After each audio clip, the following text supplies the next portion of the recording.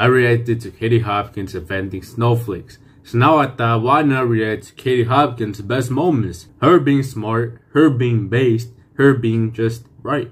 What are your thoughts on Andrew Tate? So I'm so happy for that boy. You know, a bit like a show, right? If you don't want to go to a show, you don't buy a ticket. But it's great that that show's on because then the people that do want to go can see it. And that's how I kind of feel about Andrew Tate. My 14-year-old son was talking about Andrew Tate before I knew who he was at all. And then, of course, at the minute that I found out who Andrew Tate was, he's banned from everything because that's the way this world works. Once someone rises up to that pinnacle, they have to be obliterated. But I love that he's out there. You know, she's really smart. Like, she understands that the game's the game, right? Once you're at the top, they try to shut you down like they did to her. She is glad that he's there, glad that he's available to people who need him, who want him, who like him, who want to watch him. And she doesn't get offended by it. Why would she, right? If she got offended by Andrew Tate, that would be the most hypocritical thing because she offends people pretty well, right? My passion is eating. She has a really good point that if you don't want to watch Andrew Tate, just don't watch him. Just don't watch him, right? Just turn it off. Just scroll away. How many genders are there? 2. And they are? Male, female. But what about someone's right to tell you what their gender is? No problem at all. So it's you're going to tell me what your gender is, but in a less fucked world, I don't have to believe it. But I'm thrilled for you. You're a lampshade. I'm so happy. Let me put a light bulb up your arse. Don't require me to think what you think. Okay. I am a TB. That's not a fact. That's a lie. It's a delusion. I can say that, yeah. Freedom of speech, right? I can say that. I can believe that. Does it mean it's true? No. Does it mean people should call me a TB? No. Call me XC. And they'll say, yeah, of course. Yes, sir. Right? It's so dumb, so stupid.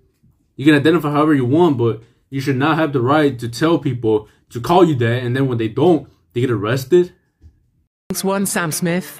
He looks like an undercooked Greggs sausage roll with nipple tassels on. Anybody, I don't care if you think you're trans or bi or queer or whatever, if you're morbidly obese, go and put some clothes on, mate. Put some kit on that, because that is beastly. Like, proper, dirty, disgusting looking guy who's chronically now ill.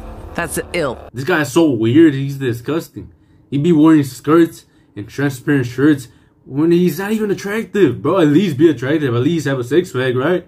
At least be good looking. But when you're fat, you got hairy chest, you got man tits, you got hairy ass legs, bro. Don't wear that, please. At least lose some weight if you're gonna dress like a clown. But nah, people are accepting it and praising him. He looks so brave. Such a brave man, inspiring man to wear whatever you want, right? That's true confidence right there.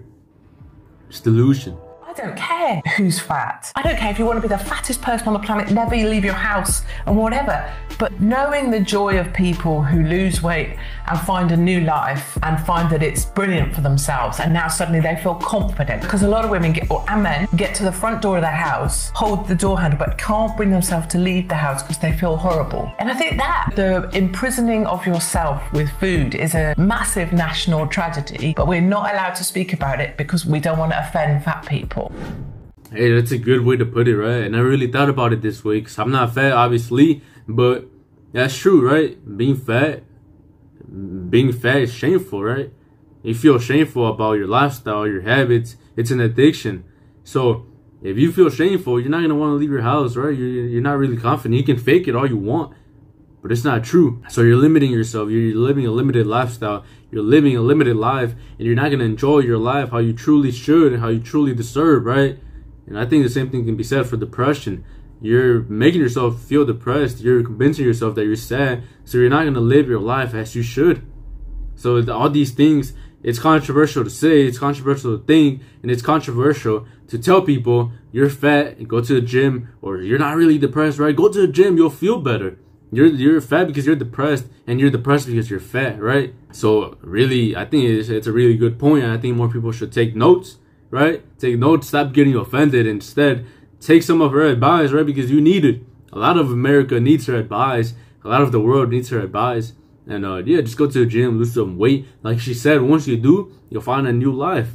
And it's a beautiful, healthy life, and you'll fall in love with it. Because life is good. And it's better when you're healthy. So yeah, go to the gym and just be better.